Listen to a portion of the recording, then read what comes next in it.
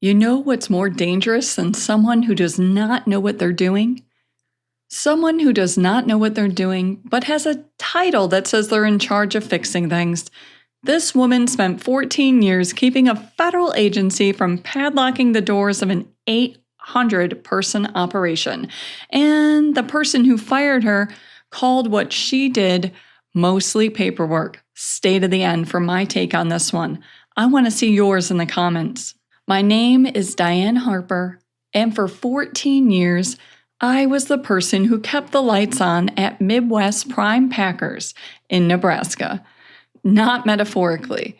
If the USDA inspector walked in on a Tuesday morning and my corrective action logs were not current, he could stop the kill floor mid-shift. 800 people in white coats and rubber boots, product going out of temp, every minute of downtime costing $11,000. My title was HACCP Program Director. Most people hear that and their eyes go somewhere else, which is fine. What it means is I authored and maintained the food safety plan that gave the facility its legal right to operate. 412 pages. Every critical control point from live receiving through shipping. Every monitoring procedure, every corrective action protocol. I updated that document daily, sometimes twice. Every morning I walked the floor before first shift, verified antimicrobial intervention, logs at the carcass wash station, reviewed overnight temps for the blast chillers. Then I sat at my desk in a windowless office that smelled permanently like sanitizer and entered the previous day's deviation records into the corrective action log. When a metal detector flags a package or a chiller drifts above 41 degrees, someone has to document what happened, what was done, and what prevents it from happening again. That someone was me. Every single entry for 14 years. I had a cactus on my desk named Gerald. Gerald had survived 3 office relocations, a roof leak, and one incident where a maintenance tech mistook him for trash. Tougher than most managers I reported to. The on-site USDA inspector, Dr. Reeves, came by most mornings. He would lean in my doorway, ask how the logs looked, and I would give him the short version. He trusted the documentation because he had watched me build it for a decade. That trust was not transferable. It lived in 14 years of showing up and being right. I also maintained a vendor traceability database, tracking country of origin for every lot of imported trim we received. Boring work. Certificates of origin filed in binders. I kept in a locked cabinet by the copier. Nobody ever asked about those binders. Then Midwest Prime got acquired by Ridgeline Capital Partners. And Ridgeline sent Sloan Ashbury. She arrived on a Monday in October, wearing a cashmere coat that cost more than my monthly mortgage payment. She shook hands with the plant manager, the operations director, and the head of HR. She walked right past my office without stopping. The plant manager pointed at my door and said something I could not hear. Sloan glanced at the nameplate, nodded once, and kept walking. She did not even slow down. Sloan's title was Chief Transformation Officer. Her LinkedIn said she had driven operational excellence across a logistics provider and a retail chain. It did not say she had ever been inside a federally inspected food facility. It did not say she knew the difference between a kill floor and a cutting room. But Sloan had a vocabulary, and she used it the way some people use cologne, heavily and without awareness. Her first week, she held a town hall in the cafeteria. She stood in front of 800 people in hairnets and steel-toed boots and talked about headcount rationalization, redundant oversight layers, and something she called compliance theater. She said, right size the safety function, and I watched Dr. Reeves, standing by the coffee station, set his cup down very carefully.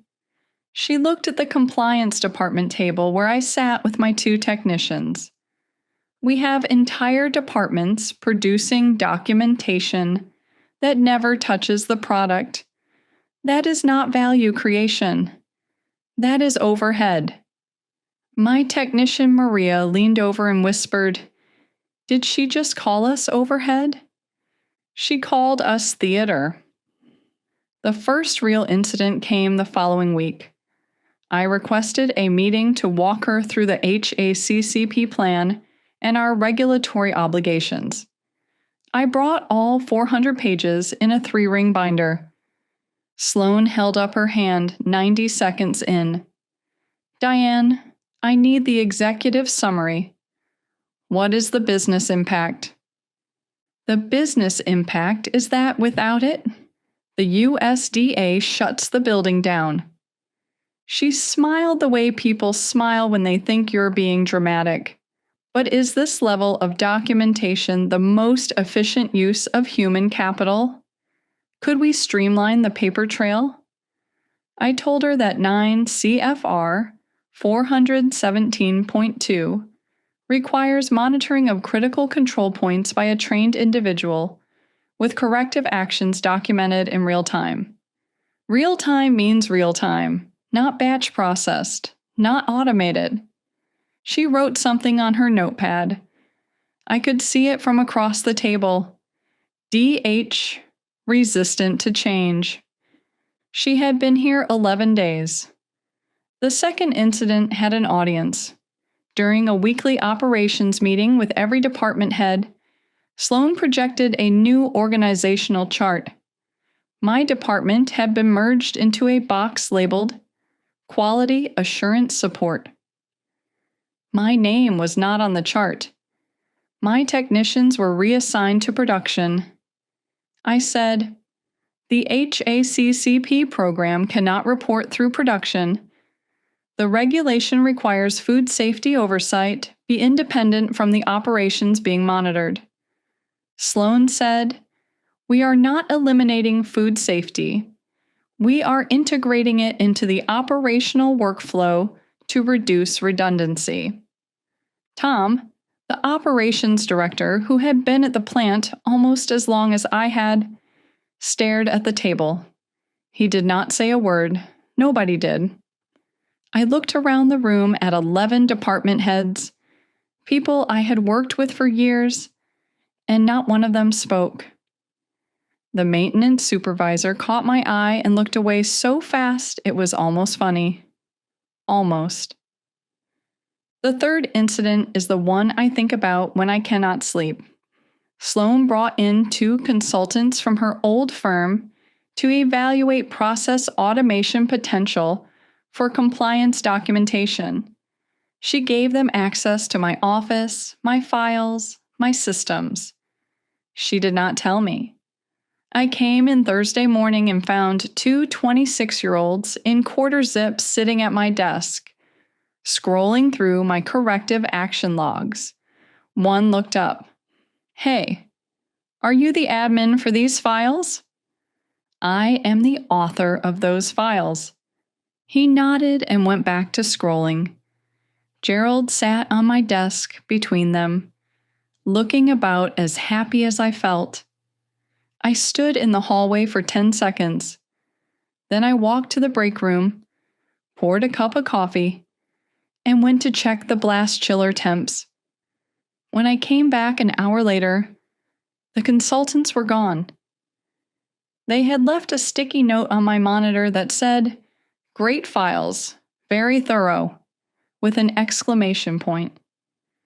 I peeled it off and dropped it in the trash. The call came 3 weeks later. HR Conference Room B, the small one by the loading dock that smelled like cardboard and bleach. Sloan was there. The HR representative, Tara, who had been hired 2 months prior, sat across from me with a folder. Sloane sat in the corner chair, angled away like she was attending as a courtesy. Tara read from a script. Due to organizational restructuring and headcount rationalization, across redundant support functions, my position was being eliminated. She called it a redundancy action. I looked at Sloane. She was looking at her phone. I understand. Tara blinked. She had more script to read, but my response threw off her pacing. Would it be possible for me to complete today's deviation log before I leave? There were 2 corrective actions from last night that need to be entered. Sloane looked up. That will be handled by the team going forward. Which team? The Integrated Quality Support Team. Who on that team has HACCP certification? A half-second pause. We will make sure the appropriate training is in place. I nodded. Of course. I packed my things in a single banker's box. Gerald? A photo of my daughter at her college graduation. The coffee mug that said HACCP happens. My personal copies of regulatory correspondence. Everything that was the company's stayed on the company's servers and in the binders by the copier. Maria was at the carcass wash station when I walked through. She saw me carrying the box and her face did something I will not describe, because if I think about it too long, I lose the thread of this story. I drove home at 11 on a Tuesday morning. Sat in my driveway for 4 minutes. Went inside and made lunch. My deviation log sat unfinished on the company server. Nobody would enter the next one. So she walks out the door, and that deviation log just sits there, unfinished, while an on-site federal inspector shows up the next morning, expecting it to be current. What happens next is so predictable, it's almost boring, except for the scale. Subscribe now because this is where it gets expensive. The first call came 9 days later. Maria, whispering from the break room. Deanne, Dr. Reeves issued 2 non-compliance records this morning. Nobody has entered a deviation log since you left. He asked Tara who the HACCP certified program manager was, and she could not give him a name. I was transferring tomato seedlings into larger pots. I had dirt under my fingernails for the first time in years. I am sorry, Maria. I do not work there anymore. I set the phone down next to a seedling labeled Big Boy Number 3, made tea. Earl Grey with too much honey, a habit from my mother, who believed tea should be closer to syrup than beverage.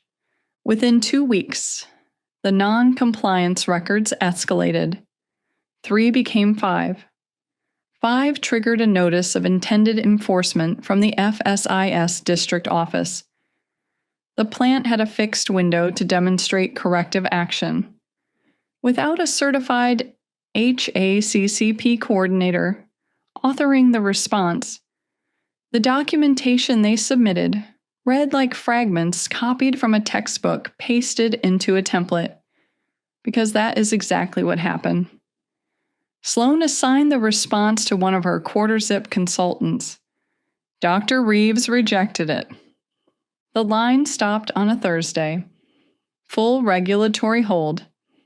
800 workers sent home. Product mid-process condemned. Product shipped in the previous 72 hours triggered a voluntary recall through 3 retail chains. I read about the recall in the local paper while eating oatmeal. The headline called it a precautionary action. A Ridgeline spokesperson used the phrase, proactive quality measures. I almost choked on a blueberry. They got shut down by the federal government and called it proactive. The next day, I drove to the garden center and spent 45 minutes choosing between 2 varieties of basil. It was the most peaceful decision I had made in 14 years. Nobody's job depended on which basil I picked. Then Tom called, the operations director who had stared at the table and said nothing when Sloan erased my department. His voice was stripped of its usual steadiness. Diane, is there any chance you could walk me through the corrective action format? Just the template. Just so we can get something to Dr. Reeves. I held the phone. I could see the tomato seedlings on the windowsill, and I thought about Maria and the 800 people, and how none of this was their fault. I almost said yes. Tom, I cannot do that. He was quiet for 5 seconds. Yeah, I figured. The line stayed down. Ridgeline started calling attorneys. Attorneys called food safety consultants. Consultants quoted fees that made Sloan's headcount rationalization savings look like pocket change. 3 of the plant's largest retail accounts put their contracts under review. Sloan held meetings about the meetings. She brought in a crisis communications firm. She presented a slide deck titled Path to Regulatory Re-Engagement. The USDA does not care about your slide deck. The USDA cares about a corrective action plan authored by a qualified individual with demonstrated HACCP competency. There was exactly one person within 200 miles who had 14 years of demonstrated competency with that specific plant. I was repotting Gerald's cousin, a smaller cactus named Gerald Jr., when the phone rang again. This time it was not Tom. The call came from the FSIS district office in Denver. Dr. Aaron Castillo, the regional director, who I had met at food safety conferences. They were assembling an assessment team to evaluate the plant's readiness to resume operations. She wanted me on it, not as a consultant, as a federal compliance assessment specialist for the USDA. I said yes before she finished the sentence. I drove back to Ogallala 3 weeks after the line went down. Parked in the visitor lot. I had parked in the employee lot for 14 years, and now I was in a space marked Government Vehicles and Official Visitors. Navy blazer bought specifically for this. Badge that said USDA FSIS. Clipboard. Federal Assessment Checklist. The receptionist recognized me, then saw my badge, then looked at me again. I signed the visitor log. My hand was steady. The assessment meeting was in Conference Room A, the big one. Sloan was there. Tom. 2 attorneys. 3 Ridgeline representatives in suits that did not belong in a building where the hallways smell like chlorinated wash water. I opened with the HACCP plan review. I asked to see the corrective action logs. Sloan's interim quality lead produced a binder with approximately 40 pages covering the period since my departure. My logs for the same period would have been over 300. I asked specific questions. Who authored the deviation responses? What was the scientific basis for the corrective action on the chiller excursion of November 12th? Where was the pre-shipment review documentation for the lots released November 8th? Silence. The kind that has weight. One of the Ridgeline attorneys shifted in his chair. The sound was enormous in that room. Then I asked about the vendor traceability program. The binders in the locked cabinet by the copier. Nobody knew where they were. Sloan had the cabinets cleared during what she called office space optimization. Those binders were not just proof of where imported trim came from. They were the plant's compliance documentation for USDA country of origin labeling requirements.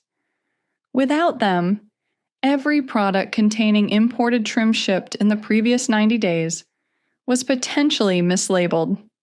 That is not a paperwork problem. That is a federal trade violation.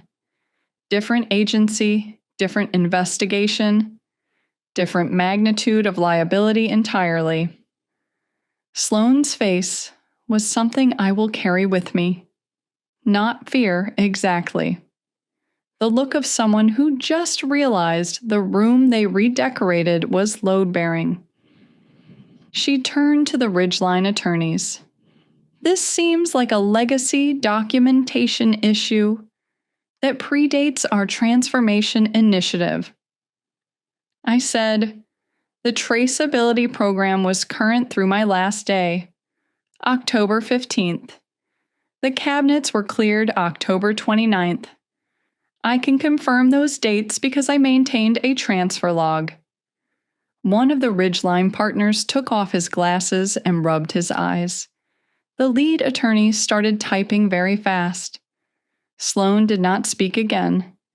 She sat in her corner chair, angled slightly away, exactly the way she had been sitting the day she fired me. Ridgeline removed her from the assignment within the week. Her mentor at the PE firm sent an email describing it as a mutual transition. Industry contacts told me he stopped returning her calls a month later. The plant reopened 11 weeks after the line went down. I signed the assessment report that cleared it. They hired a new HACCP program director, Christine, who had 12 years at a poultry facility in Arkansas. I walked her through the plant's critical control points over a 2-hour phone call. She was thorough. She would be fine. I stayed with FSIS. The contract became permanent. I work out of the Denver district office now, driving to facilities across 4 states to evaluate whether they are doing what I used to do. 14 years of keeping the lights on turns out to be excellent preparation for checking whether the lights are on. Ridgeline took a $14.2 million loss on the Ogallala disruption. Recall costs, retail contract penalties, legal fees, production downtime. They kept the plant, but replaced every executive Sloane had installed. Sloane Ashbury is a senior operations consultant at a plastics packaging company in suburban Columbus. Nothing she touches there triggers a federal inspection. I imagine that is the point. My daughter asked if I felt vindicated. I told her I felt employed. Gerald is on my new desk. New office, same cactus. He survived the banker's box and 3 weeks on my kitchen counter. The most resilient organism I have ever worked with. And I spent 14 years in a building full of cattle. One thing I did not mention. When Christine took over the plant, she called about rebuilding the vendor traceability system. I said I would help, evenings and weekends, at my federal hourly rate plus a travel stipend. Some people thought that was generous. Some people thought I should have let them figure it out alone. I will let you decide which side you are on. Well, here's my take. The thing that gets me about this story is not the shutdown. It's not even the recall. It's that Sloane sat in that meeting and watched Diane explain a federal trade violation that Sloane personally created by throwing out filing cabinets she never opened, and her first instinct was to call it a legacy issue. A legacy issue. She threw out the binders 2 weeks after Diane left and called it legacy. That's not just incompetence, that's a reflex. That's someone whose entire career has been built on reframing their own disasters and mistakes as someone else's problem. And the beautiful thing is, this time there was a woman with a federal badge and a clipboard who was not buying it. So here's what I want to know. when Tom called Diane and asked her to walk him through the corrective action template. And she almost said yes, but didn't. Was she right? 800 people were out of work and she had the knowledge to speed up the fix. Tell me what you would have done in that moment because I genuinely do not know the right answer. Next video is on the screen right now. Tap it, and if you're not subscribed, fix that.